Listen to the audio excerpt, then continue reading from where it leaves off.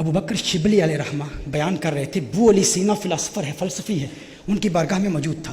ابو بکر شبلی علیہ رحمہ نے اپنے بیان میں کہا، اسم ذات کی فضیلت بیان کر رہے تھے کہ اسم ذات میں اس قدر اثر ہے کہ یہ دل کی کیفیات کو بدل دیتا ہے۔ ابو علی سینا فلاسفر تھا، اور علامہ صاحب کو بتائیں گے کہ فلسفے میں ہم پڑھتے ہیں 4 شکلیں ہیں، ایک شکل خارجی ہے، ایک شکل ذہنی ہے، ایک شکل کتابی ہوتی ہے، ایک شکل لفظی ہوتی ہے۔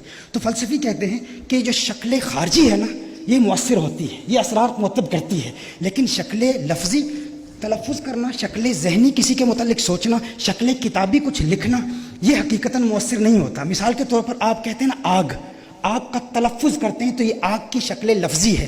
تو فلسفی کہتے ہیں کہ جب آپ آگ کہتے ہیں نا، when you say fire, fire doesn't burn your tongue. When you think about fire, the thought, the imagination of fire doesn't burn your mind. آگ کا تصور آپ کے دماغ کو جلاتا نہیں۔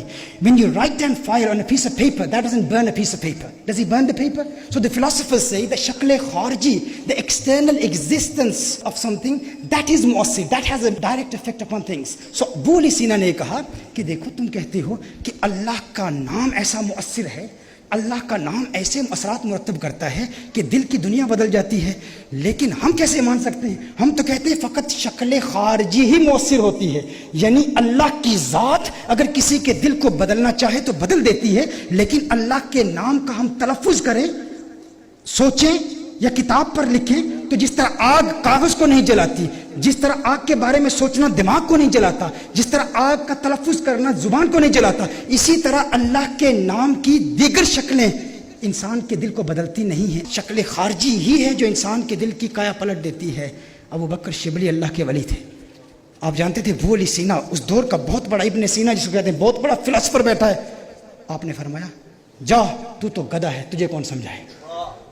آپ نے فرمایا جا تو گدھا ہے، اب گدھوں کو کون سمجھائے؟ وہ غصے میں آ گیا۔